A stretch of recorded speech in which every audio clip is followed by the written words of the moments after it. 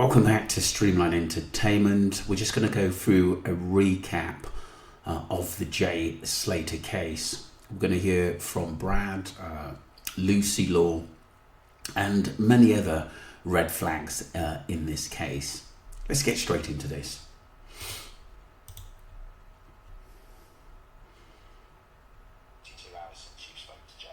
Well, it's actually even been longer than 72 hours now. It was 72 hours at 8:30 this morning, and obviously that's a long time to be going without food, without water.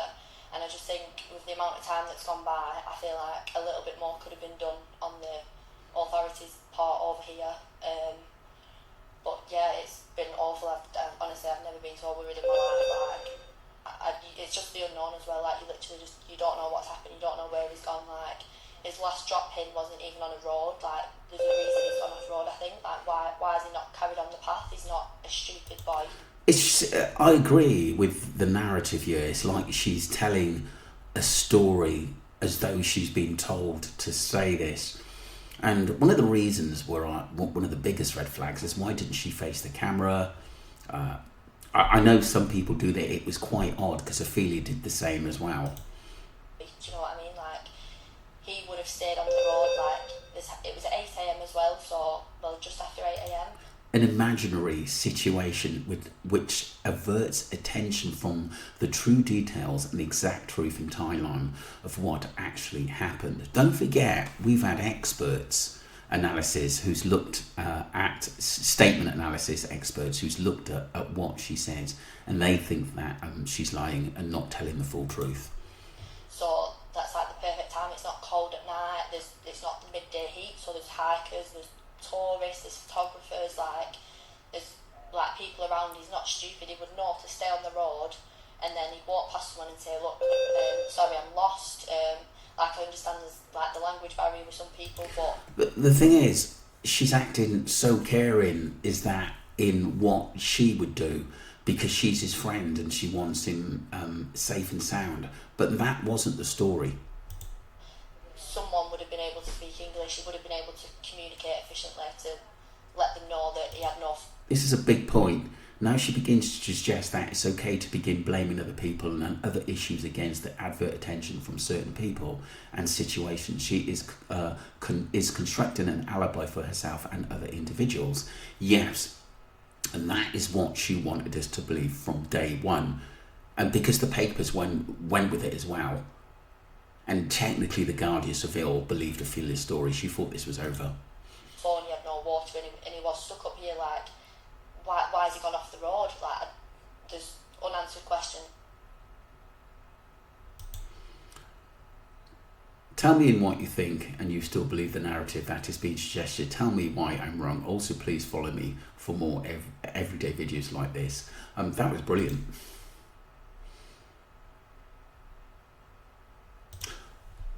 Going to move on to Brad's interview, people. We move on to part 2, people, which is Brad's interview. I got walking down over on that road, and it's gone over a little bit, like a little, not a big drop, just a little tiny little drop, and he's going down there. He goes, I'll ring you back, I think someone else was ringing him. And he probably, if thinking like me, he would have went back up and started walking around the path again. He wouldn't have gone all that way down there. So you said that you could see his feet and he was actually sort of sliding down the hill.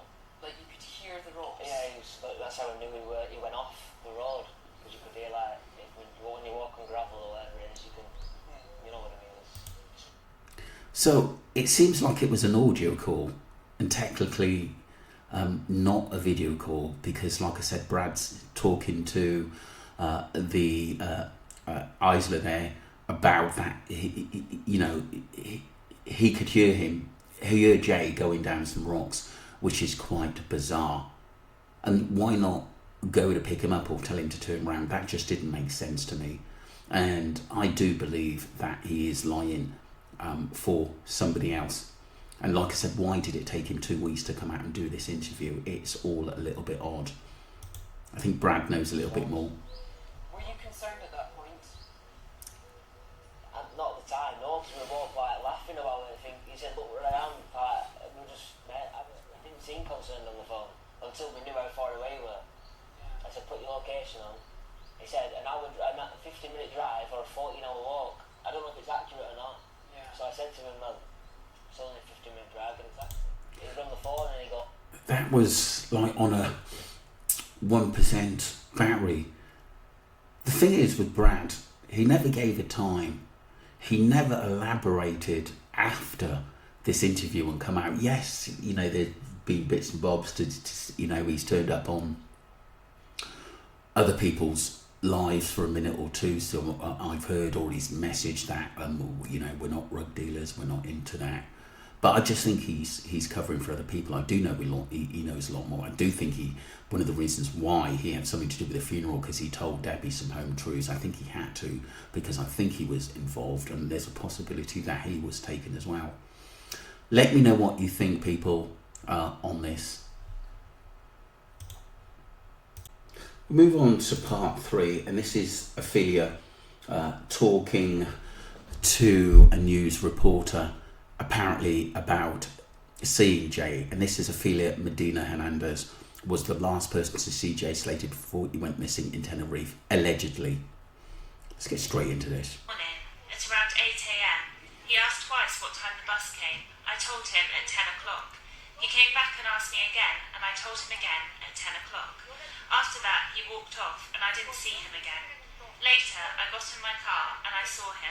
He was walking quickly, but I didn't see him again after that. So her statement technically tells us that Jay was walking fast. Was she told to say it by Roman? Was she given a narrative by Ayub? Because, you know, we definitely know that Ayub knows Roman. So he's definitely going to know Ophelia as well. And the biggest problem was with that is, why didn't she want to talk to the family about Jay? That is one of the big red flags, because surely you would want to give the family as much information as possible and be helpful, because they have lost a son, and it was bang out of order what Ophelia does. And her witness statement, I think that was enough for the Guardia Civil to say, look, we don't really need to arrest anyone or interview anyone. It doesn't make sense. Although they did, I think partially, when I mean partially, talk to Ayub and apparently Rocky or whoever else was at the Airbnb. We know Lucy had basically must have made a statement, because she was said to be at the Airbnb by a court statement, but because it didn't have a stamp on it, and there were words that were kind of misplaced, maybe because it was Spanish and someone tried to sort of read it back in English. That's a possibility. It could have been. I think it's true. I think she was there, and like I said, I think the gang were buying for time and also confusion as well, so we don't get to know the truth. We move on to part 4, and like I said, a bit of a contradiction where Ophelia is talking to the news.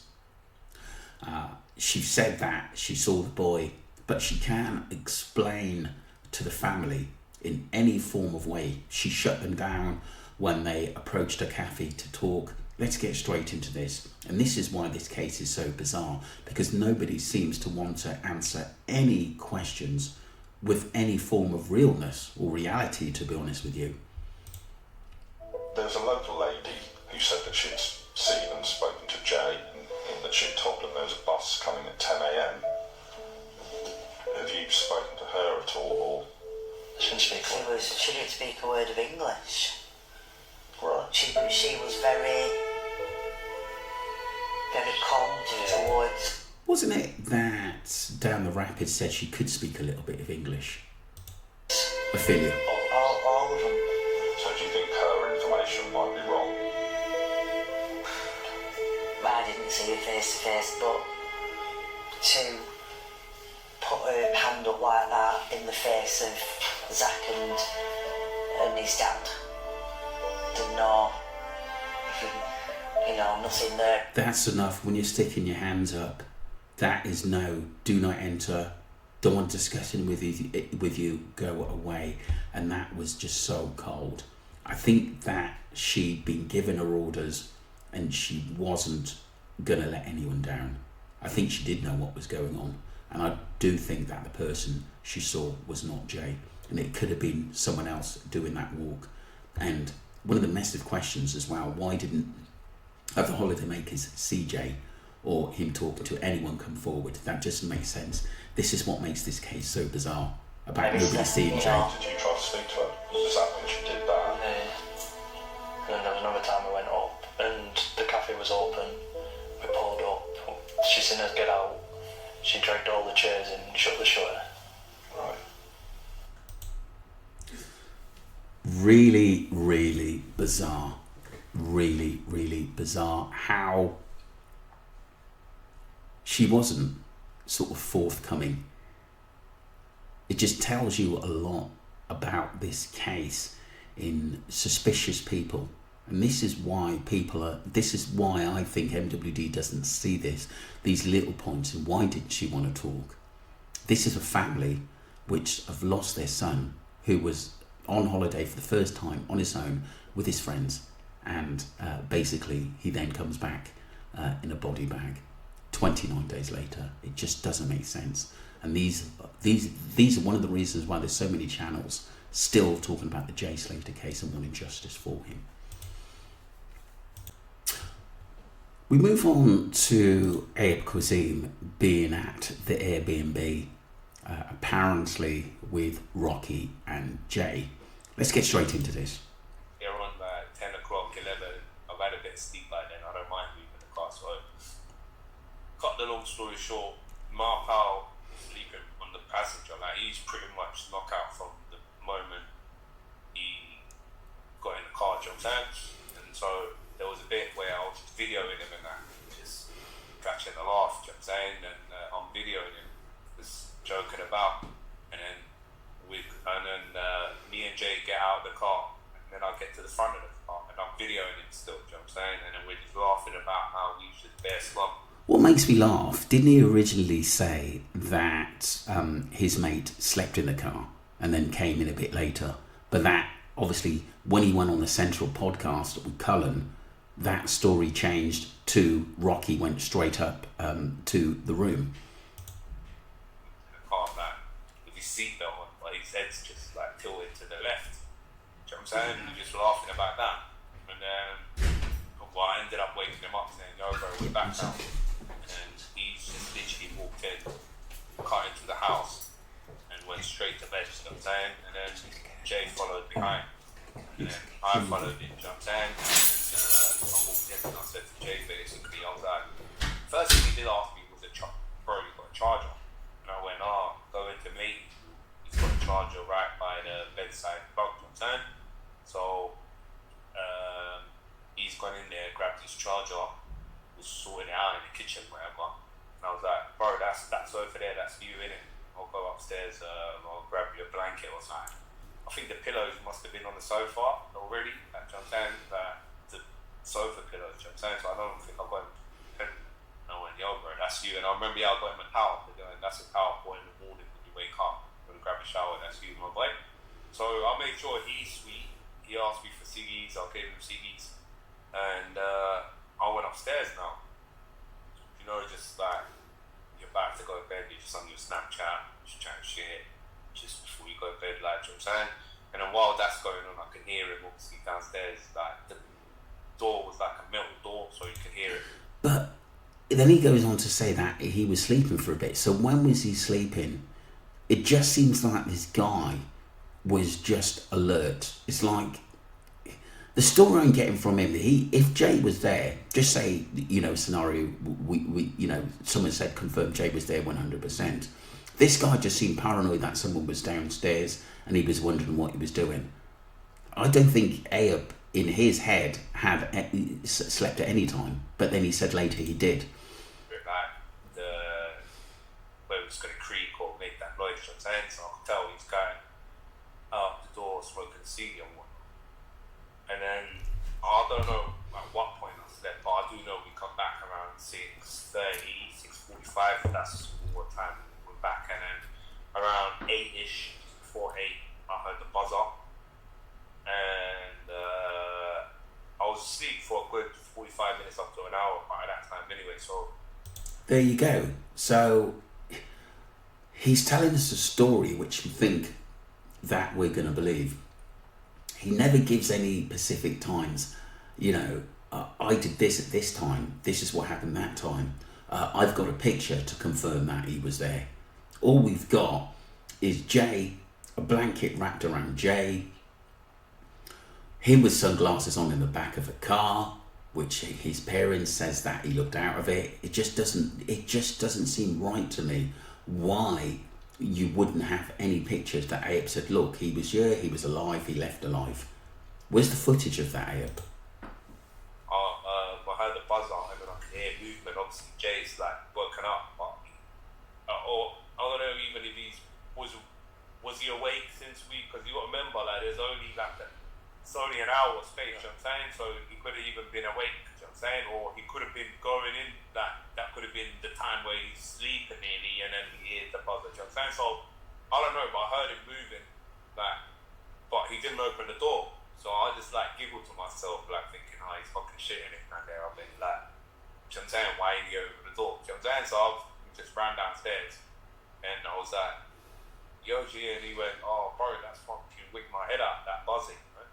And then just for those, just a little side note, there are people saying there ain't a buzzer in it. I just know, I lived it. You know what I'm saying? That button on the right where someone's put it on TikTok and think it's the light, which is actually the buzzer. You know what I'm saying? And you will only know that from first hand information. So, not only that, so I've opened the door now, and then there's this woman standing there, which I later to be known was Ophelia, this old man, and then their son, but he's not like a child, he's like an adult son, you know what I'm saying? And then this geezer looked a bit, I thought, what's going on here? Like, he had a wheelbarrow, and his t-shirt was like halfway up his belly, bro. So I was like, that's when I said to myself, these look like characters from the Hills of Ice, you know what I'm saying? Like, it's mad, innit? Like, not that I'm judging them and that, but... One of the things is, one of the points I've got, maybe he was there at that time and they did knock the door for some reason at the end of the day, but I don't think it was to move the car. As we've looked around the Airbnb, there's enough parking space and, you know, there's no reason why Ayub or the other car, which came along as well, or that may have been behind Ayub's cars, because we do think that another car pulled up because there were 7 more together, and we've checked that, we've looked into it with Ali as well, because they've stopped off at a cafe somewhere. But like I said, there were definitely more than 3 people at that Airbnb. I think Lucy was there, and possibly Brad as well, and other people there as well. So they kind of said to me, like, from what they were saying, they're speaking Spanish. I don't bits of Spanish, and from what I gathered, they were just basically like, hermano, can you move your car, basically? So I was like, alright, cool, I'll move it. Let me just go back upstairs and wear my t-shirt and my shorts. I just ran downstairs in my boxes. So I'll come back upstairs, found a t-shirt, shorts, sliders, went into the car. That Ophelia's husband kind of directed me to another parking spot. While I'm doing that, I see Jay chatting to Ophelia, as into, I don't know what they were talking about, but obviously when I got out of the car and I've come back to the front door, he's walking out, I'm walking in, and he's like, bro, like, I'm gonna get off. See? Making it up now. Making it up as he goes along, because he's remembering and what he said last time before he came on the Central podcast. I'll see you later, sort of thing. And I was like, hang on a minute, well, I've got a question, do you know what I mean? You're all the way here, why are you going to get off? Do you know what I'm saying? Well, he doesn't have to question him. If this guy wants to, if Jay was there and he wants to get off, that's his own business. Like Ayub said before, that's up to him. What's up? And he went, oh, no, I need to get off. This woman's told me I can catch a bus from here every 10 minutes. And I'm going to get on there and I'm going to get going. And I was like, well, I'll drop you off later when I wake up and that. And he said, no, I need to get a sperm, I need to get a bit of food. Well, don't forget that Ayub had said that he'd stopped off and got a kebab, so why would he be hungry? Or is Ayub playing clever and just making an excuse that Jay wanted to get out of there because he didn't feel comfortable there? This guy's a good storyteller. And then that's what I thought as well. But we had a kebab, all three of us. Like, there you go. 20 minutes before we come back. But he's setting a scene, he's setting a scenario, and he's basically saying Jay felt uncomfortable, so he got out of there. When someone's telling you that, they obviously just want to go. You don't know what's going on. There you go. There you go. That's not so. This is his way out. He's just basically giving us a narrative and hope we believe it, because this guy's clever. He's clever in a manipulating way that, you know, he tried to help someone and basically they didn't need helping, so that's his own fault. And on in their head, they just want to go. Do you know what I mean? And I'm not gonna be like, no, you're not going, you're staying. I'm just thinking, alright, cool. From what I can see here, you just told me, yo, you're gonna jump on that bus. I'm thinking you're safe. You're sitting at that bus stop. No, he just said something about it's coming every 10 minutes, but I said, mate, it ain't coming every 10 minutes. Like, I've been there long enough to know that the bus won't come in every 10 minutes. Yeah, we know that Ayub has been there before. As I say, he's more or less said it to us basically, but this guy, he's got an answer for everything, and I think he's used to doing it, and this is why I said in another video, I think he's done it before. Do you know what I mean? Like, I've sat at the cafe next door for a couple of hours before smoking CDs, working off my phone, do you know what I'm saying? Sorting things out. So, I know it don't come every 10 minutes, but the fact that he wanted to go, I'm not the one to fucking hold anyone in my yard, innit? If you want to go, you can go. I said to him, bro, like, if you need me, this is my green door. Do you know what I'm saying? That's it. Because, like I said, like, if I would have held him there and said, no, you're staying, this would have turned into a different situation. Then I would have been accused of hostage. So, like... Why did he actually mention that? Why did he mention that? It's like sometimes this guy sometimes gives us clues into something that could seem very, very relevant in this case. I'm going to leave it there, people, because obviously a lot of people have seen it, but I just wanted to sort of bring up points that I found that was interesting. This guy's a great talker, because Lucy put him in Masca, Brad put him in Masca, Ayub had put him in Masca, technically, and Ophelia did.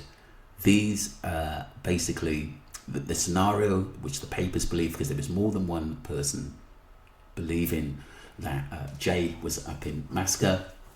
Nobody was visually to see him or to take a picture of him. And you know, one of the worrying things is there were so many people in Masca on holiday or basically walking round to see the beautiful sights, the beautiful mountains, mountain walkers. It's just the experts, some of them. It just doesn't make sense to me. If Jay basically didn't have money, or he would ring his parents, and that was the worrying thing about me. That's where alarm bells started to walk in. Well, why would you walk over 10 hours back home to Los Cristianos, or to where his hotel was or apartment was in that area? It never made sense to me.